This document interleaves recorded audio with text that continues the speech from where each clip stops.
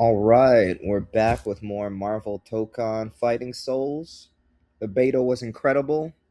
I didn't really sleep a lot, but that's fine. That's what happens when that good of a game is about to come out. That said, let's talk balance notes though. We've got 6 days left until the beta. I'd love to see some changes, to be honest. So let's dive into things right now.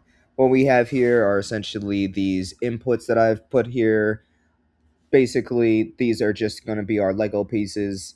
We're going to make sure to give a legend also. In my experience, I really enjoy when studios just they're transparent with what they consider to be big and what other updates are minor or standard, if you will, and a categorization system that you probably used to seeing like nerfs and buffs, but essentially some things are just like that looks like a bug. And then there's other things that aren't really an issue until you play the game in mass and see, they just need to be tweaked. So we're going to get into all that and starting off with essentially the general changes that would affect any character, in my opinion. And the stages particularly had a couple of things that just overall bothered me. So let's get into it with this first group here of just, you know, playing the game. There's going to be a stage of these buttons. The when you input them, there's input delay, for example. There's the time it takes to execute the button or the move, I should say. But you're seeing right here an example of something's just weird with this hurt box. Essentially, when Spider-Man is doing this sweep, this down medium, it's almost like his after image is still there. The dust after his foot has cleared. Essentially, he should be in a position, his hurt box anyway, to be safe. But I can still, as Doom, just uppercut him and kind of just like hit empty space. So that's something that could be a bug, but ultimately it's just something big, in my opinion, that does need to be tweaked. That happened more often than not with moves that were done, and you think you're safe, or you're just like, oh wow, in that case, I was really grateful that I still hit him. But at the end of the day, like that looks like something that needs to be wined in or reeled in. And we have these kind of things where the uppercuts, people's uppercuts, they're too massive. So ideally, and the same thing with Doom, his uppercut is particularly his up palm, and you can see where I'm envisioning him attacking. And I've had examples and different cases where I could hurt somebody and they're behind me, behind Doom's head. So these kind of things, and this seemed more of a bug since this was, I can't imagine something intended intentionally, whereas this is something that I feel like they have the ranges down, the up, the down, the standard, neutral, they go a certain distance, and they have that kind of down pat. So I'm hoping that this is something more of a tweak and this is a bug, but ultimately it doesn't really matter. What matters the most is that it happened a lot. These were bigger sizes, or it happened more frequently, in my opinion. So again, it's just this matter of, hey, these characters seem to, especially we'll get into characters in a little bit, some are worse than others, and I think everybody knows the one person that I'm particularly thinking of right now. But next up are these kind of minor ones where essentially tagging, I didn't get into this because I wasn't that great at it, but I was calling more of assists. But tagging has a really subtle, in my opinion, indicator, and especially like I was using a lot of Doom. His beam is a similar color to that assist tag color also, and some sort of increase in visibility or something to just make that indicator more visible would be great, in my opinion. This isn't something that's broken necessarily. It's not a bug, I don't think. I think it's intentional, but I'm not sure where everyone else stands with that kind of thing. But I found myself confused as to which character is actively in the game as an opponent at the moment, since a lot of people can just spam assist and then you don't know which, especially if you commit like trying to hit the most forward person of the assist called, it gets confusing. So I've seen games at least, mildly highlight the character. I thought I saw that in the option menu also. I could be wrong about that, but some way of making this more visible Since this was just the beta, I got to imagine this is going to be a very big utility that people are going to use, especially in the pros. And I don't think that's necessarily about my gameplay and makes me a better or worse player than you, because sometimes I just flat out can't see it. There's a lot of foliage on the screen and a lot of particle effects. So something for accessibility at minimum might be nice there. Then we get into essentially grabs. There seem to just be some minor inconsistencies with your. I'm totally connected, essentially, hitbox to hitbox or hitbox to hurtbox, and I still couldn't grab sometimes. I think there's just something to be wound in, and hopefully, overall, I found myself sticking to wall. I thought that that was a bit dramatic. I was really thrown by that actually. Of especially if you're knocked up at the top of the stage, you could just be stuck there. The opponent basically has time to drink some tea, pack a bowl. Like it's pretty wild that there's that much time. So again, I'm just making up these units in my opinion of like 2 frames, perhaps something minor, but essentially this needs to get reeled in my opinion, since that took a lot of the fun out of it. Of just, oh damn, like that's a priority then on these stages, which is why I'm standing is there's just too much of a difference between Nowhere, which was awesome. I love playing on that stage and was really dynamic, and then X Mansion, which ended up being one of my least favorite maps. And Wakanda felt kind of small too. And these things I hope are small, since it's essentially just changing the size of the stage overall. In my opinion, I had thought, I was gonna knock somebody inside the X Mansion. We'd fight in the danger room maybe, but they might have future plans for that to be a dedicated stage. I don't know, but that was on my mind at the time. Of oh, it'd be nice to like knock them into that Sentinel fight in the background or something.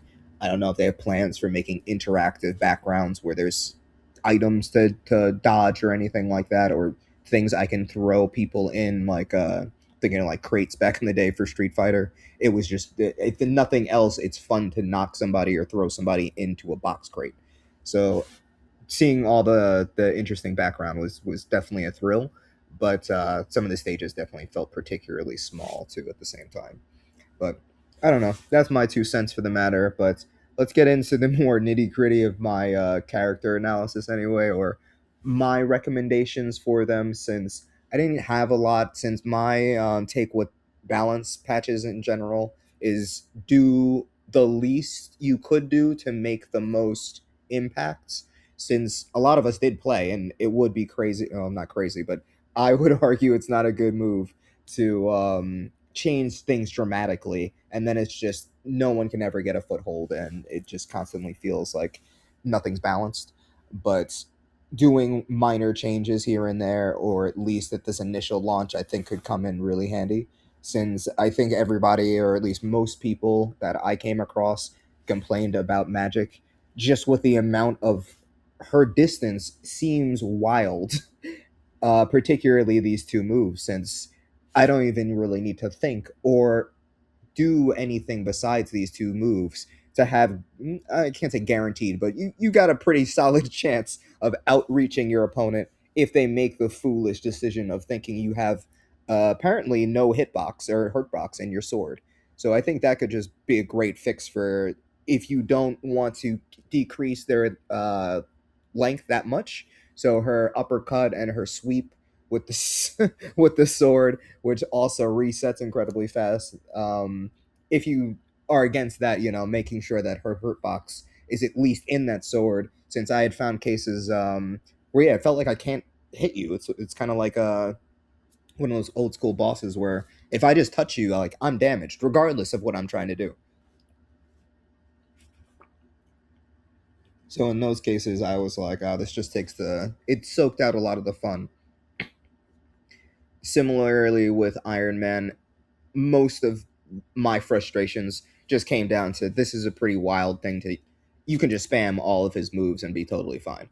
I found very few ways of negating that, since it's not like you can just jump into the stratosphere, although you can double dash, but yeah, or double jump I should say, but you're just gonna find yourself in artillery of some kind, whether it's tagged in, assisted in, or if they just this guy can shoot them in any direction. So something has to be changed from my perspective on just like, limit them then. Like I can't spam all of my skills with no limit.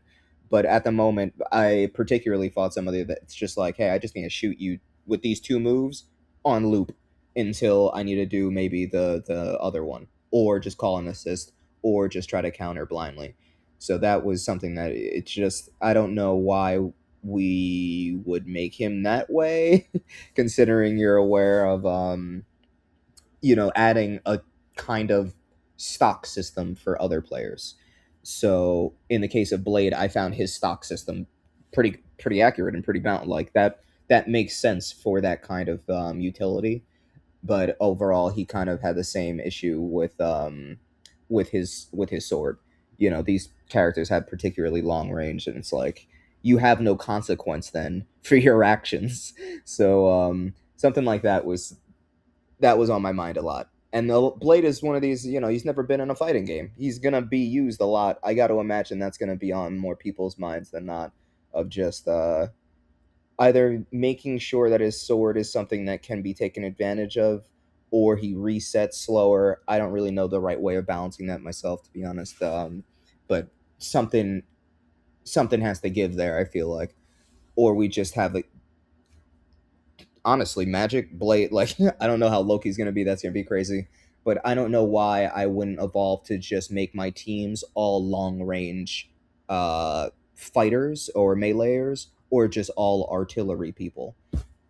Honestly, that could just make for a frustrating game. So I don't know how particularly they plan on balancing that, but I thought that these were my recurring themes anyway. Ghost Rider suffered from the same thing. It's just his chain also is like this goes a silly amount of distance. I don't know why I wouldn't just down uppercut or use my heavy for most things, and it happens like that. And I'm like, there's a chain in my chest. Like, crap. Like, oh no, he's starting a combo again.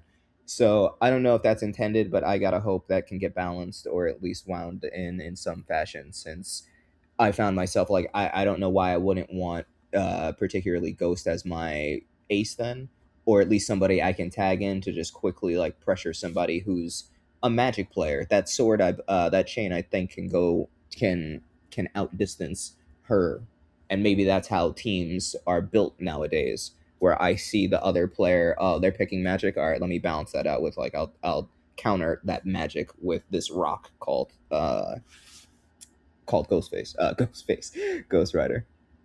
So similarly, Miss Marvel didn't really have a lot, in my opinion, of things that were critiquable. It was just I definitely saw a lot of people abusing the. When I say abusing, I was just like, wow, this move is throwing me the fuck off, and it didn't seem like she had a hurt box. It was just like, yeah, what can I do against this? I just have to wait until this Tasmanian devil stuff kind of like ends. I didn't really know what to do with that, but hopefully maybe somebody in the comments has an idea. I didn't really know what to do here, and it seems like her moves are particularly fast. So I saw a lot of people like if you wanted a rushdown team, Wolverine, Miss Marvel, like these characters have very quick, very good skills to open a chance for close combat.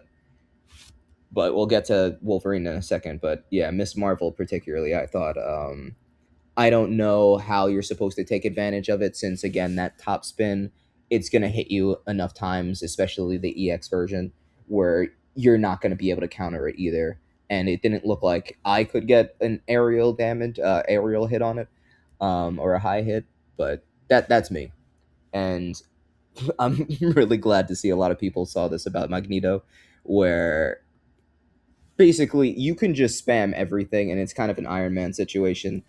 Again, I don't really know if that's the plan here, but that I like Magneto and I now hate him. So decreasing his charge time, I think, also could help a great deal. Because I was kind of disappointed in his command grab. This is the only person, along with Wolverine, I think, that needs a buff, in my opinion, just because it wasn't as useful. Like, ideally, in my opinion, no character should just have a skill that's a dud. but maybe I'm using it wrong in my. I don't know, but a buff here would definitely at least make it more user friendly for me, so I can use it in combo or something more unconventional. But overall, his unique is just an abomination in my opinion. It was just so easy to, and I saw somebody online can loop it, so you can just juggle somebody against the wall in the air with it. It was crazy. So I, out of all my critiques, sorry, out of all my critiques, this one definitely, I hope is fixed. That's just it's not fun. Although it's kind of tradition for Spider-Man to have an infinite. I don't know, but right now, if you want to, you can definitely. We'll see what happens on launch day. You can definitely juggle somebody. How realistic it is, it's basically just pin somebody, get them on the wall one time, try to land as fast as you can, and then just lob that metallic meteor. Penny actually surprisingly kind of, although she kind of frustrates me because she was just, it was hard to find like where how to hurt her, what made her vulnerable. But the only real thing I saw was just that it seems kind of weird that this person's backwards Hadouken, it's like it can't be hit low. It was, I couldn't, at least with my timing. I don't know if there is a window of time that's meant to do that. And I also didn't get a chance to play with Spider-Man, who has something called web crawl. So I was like, oh, I don't know the utility that that move has, and maybe certain characters have hard counters to other people, like having a gooder, a gooder, having a better low attack. But yeah, and now that I'm thinking, maybe this is like a tweak, not necessarily a bug, since I was just assuming it was impossible to do, but I could be wrong there. And then topping everything off with Wolverine and Green Goblin. Wolverine, honestly, it was just, I would have expected his armor to play more of a role. It kind of just seems like you only have one move to get armor on, and then it's kind of gone. So he's going into Berserker Rage often, and I would think that it'd be a nice idea to have him get armor also, but granted, that'd be a massive change to gameplay because he's basically getting a mulligan on the first hit every time, or not every, most of the time, since you just need to activate Berserker Rage instead of leaving yourself vulnerable with that one stab move now. So I don't know if other people would agree on that, but I definitely think that would make a more fun Wolverine, since it's more of he's leaning into the adamantium thing of, or maybe that's kind of what they plan on doing with Hulk, since we haven't seen him yet and what kind of armor he might have. But I would hope that for lore alone, that Wolverine can stand up to Hulk in terms of some armor also. But we'll see. We'll definitely see there. I'm definitely looking forward to their interaction. And it just seemed like his down range, his down heavy in the air was just too small. It didn't seem to be a threat, if that makes sense. I don't know why I would do that as opposed to doing the drill down move either. So, but again, yeah, in an effort to make sure that no move is just like a dud, I would think that increasing the range here would make that more of a useful utility. And then surprisingly, I mean, I he's definitely going to be on people's ban lists. I feel like, given the chaos that Green Goblin can do, but in my, there has to, that's kind of in lore that makes sense, and like how he has some randomness to his bombs and moves and stuff. But essentially, the only real critique I had was the inconsistency of like when his attacks are like low and high when he's on the glider, and it just seems like some glider stuff is too quick, if that makes sense. It kind of looks like the glider might be introducing a lot more problems for him. But again, these are all just like my opinions. I had found that it was something where if we did delay the time for these, it might just make it more balanced. Since right now I could just like zip you up into the air, which is kind of badass, but like I'm hitting you the entire way, and it doesn't really seem like there's a window to tech out of it. So again, that's my opinion, but overall, Green Goblin was a blast to use. I'm really glad I carved out time for him, since this is another one like Blade. Some of these characters just have never been in a fighting game. It's awesome to see such creativity with their moveset and just expanding their lore in terms of interactions with other characters too. Insane. Goblin's a menace. A lot of the stuff he said, I was laughing at. Yeah, I definitely hope that they tweak certain things, but top level there was nothing really like, ah, I fucking hate this game. Like I didn't feel the need to rage quit or see an opponent that's like you're completely abusing a character. The closest I found was Magneto, was Magic. Everybody and their mom was choosing Magic, but that's gonna happen with the more popular characters easily. So I got to imagine that we're not gonna know until like week two, maybe even month one, on just all right, that thing's broken over there, and nothing's gonna be like obvious yet. But I don't know. I could be wrong about that in terms of I know I'm gonna play this game until I'm tired and fall asleep, and then play it when I wake up. So I think we might find out a lot more fast. Also, it's hard to tell, and I just spent my time doing ranked and training. I didn't touch story mode at all. Like there's so much more meat to this game that was in the beta too. What's important most of all is that they are extremely responsive and open to feedback. So I put the Discord, I know, in the description below. So if you want to join the community and follow updates, like they even threw a survey out to the people that did the beta. It seems like, yeah, they're really like taking feedback. So I can't imagine like the PC issues and the bigger things are are not resolved. I am hoping that they do some balancing also, but I definitely want to know what your thoughts are on the game so far if you've had a chance to play it.